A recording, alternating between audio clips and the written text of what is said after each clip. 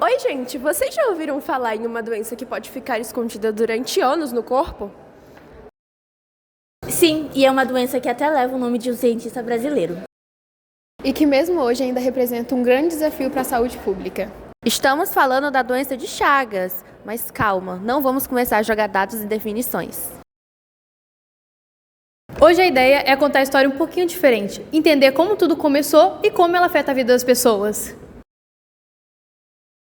Então vamos aprender um pouquinho mais sobre essa doença? A doença de Chagas, também chamada de tripassonomia americana, é uma doença muito importante no contexto da saúde pública latino-americana.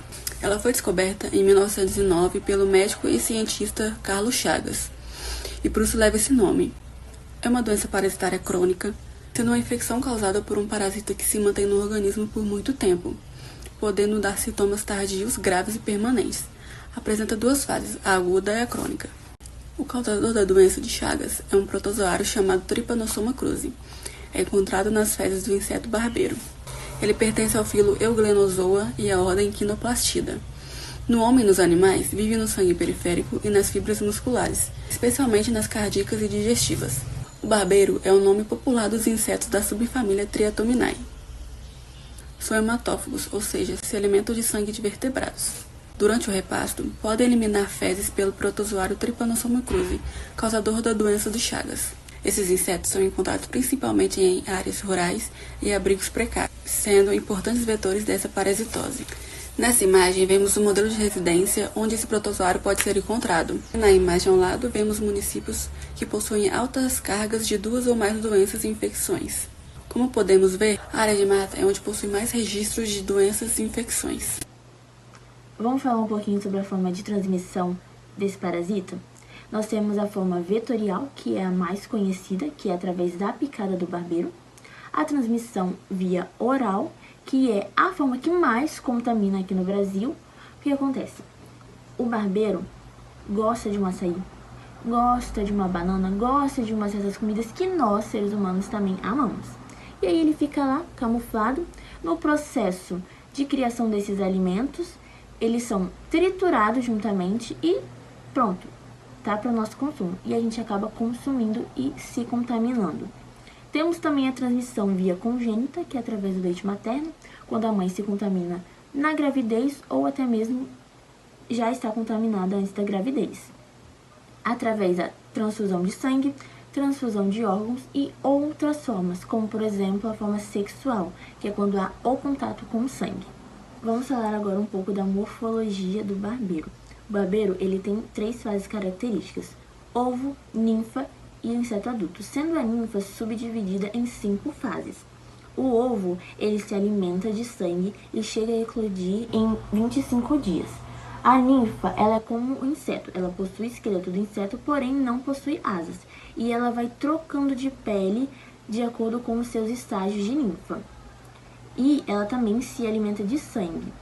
O inseto adulto, ele já possui essas asas, que é o ponto final para ele sair por aí e contagiar as pessoas com a doença. Porém, a ninfa, tanto a ninfa quanto o inseto adulto, eles podem sim causar a transmissão da doença de Chagas. O ciclo do inseto tem um ciclo de vida com cerca de 1 a 2 anos. Vamos falar um pouco agora sobre as formas evolutivas do Trypanosoma cruzi. O Trypanosoma cruzi tem 3 formas evolutivas: a mastigota, tripomastigota e epimastigota, sendo a mastigota uma forma evolutiva característica do hospedeiro definitivo e a epimastigota uma característica de forma evolutiva do hospedeiro intermediário. A mastigota ela é intracelular, reprodutiva e não móvel, porque ela não precisa fazer essa movimentação, ela só precisa se reproduzir e multiplicar. A tripomastigota, ela já é extracelular, com flagelo fazendo essa movimentação e possuindo cinetoplasto e núcleo.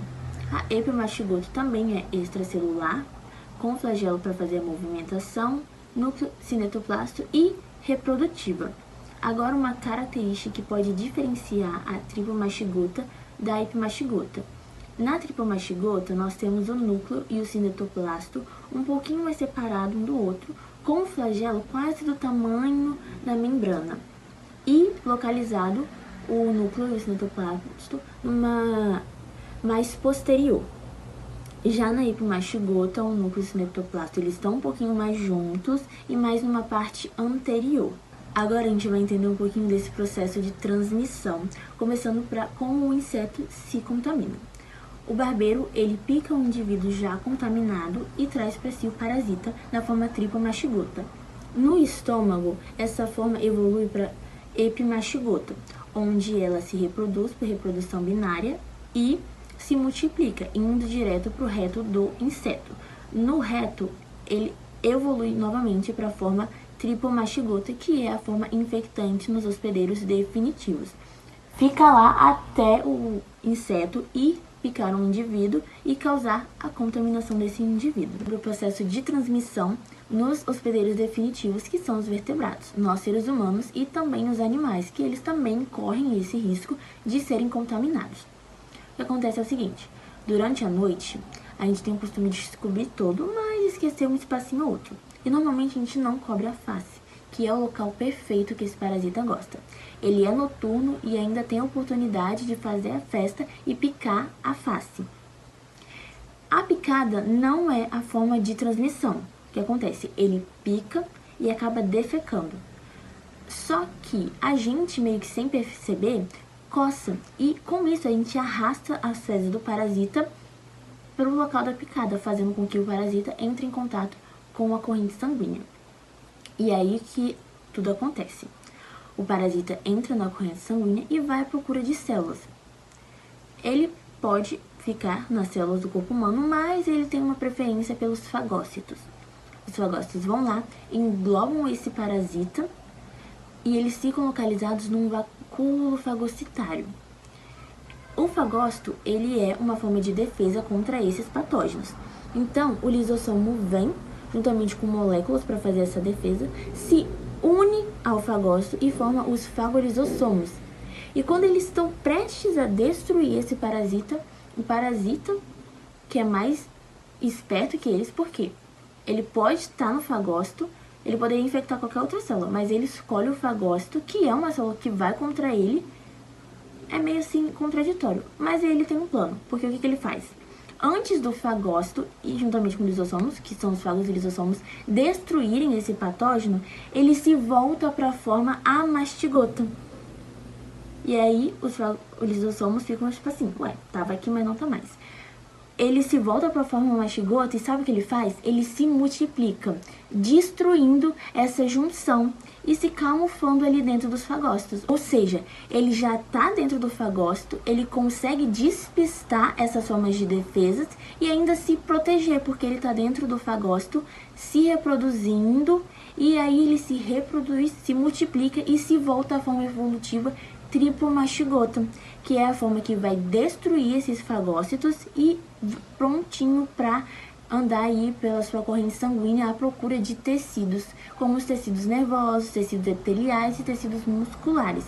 E aí começa toda essa reação que a gente vai ver que são os sintomas da doença e o que ele causa.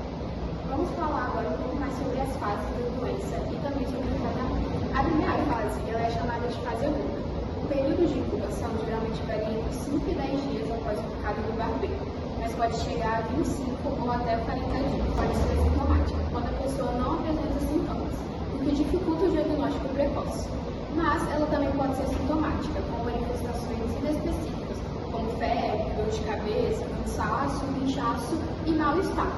Em alguns casos, surgem sinais típicos, como chagoma de inoculação, que é um inchaço no local da picada, ou sinal de romano, que é um inchaço apenas em um olho. Durante essa fase, há grande quantidade de parasitas circulando no sangue, o que permite um diagnóstico mais direto. Depois da fase aguda, a doença pode evoluir para a fase crônica, que pode permanecer por décadas no corpo. Ela se divide em 4 formas. A indeterminada, quando o paciente não apresenta sintomas, mas continua infectado, podendo viver até 30 anos sem perceber a doença, e o risco dessa forma é que pode ocorrer morte súbita. Já na cardíaca, que é a mais grave, pode ocorrer insuficiência cardíaca e arritmias. Na digestiva, pode ocorrer megaesofagite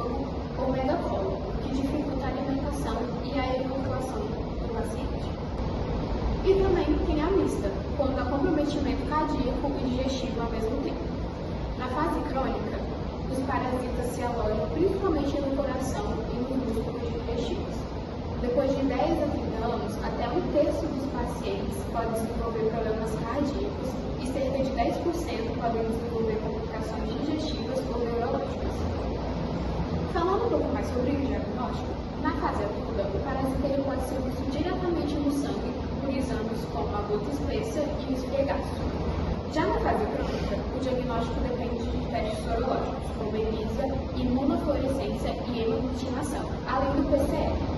Exames complementares como eletrocardiograma, ecocardiograma, raio-x e endoscopia também ajudam a identificar complicações cardíacas e digestivas.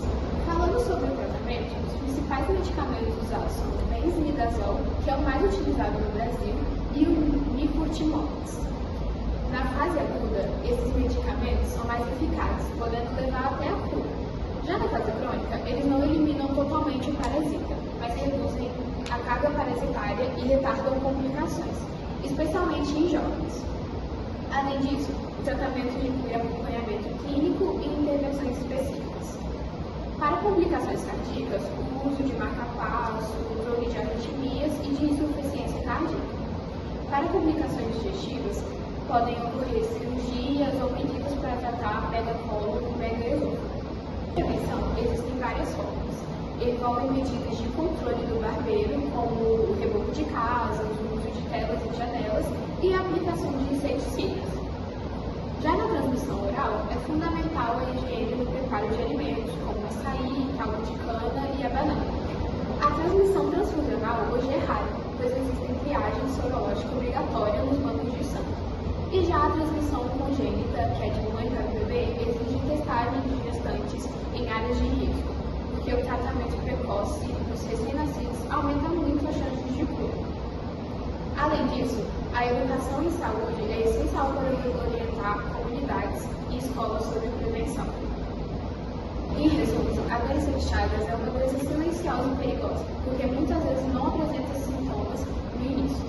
A fase crônica ela é mais grave, podendo comprometer o coração e o sistema digestivo de forma irreversível.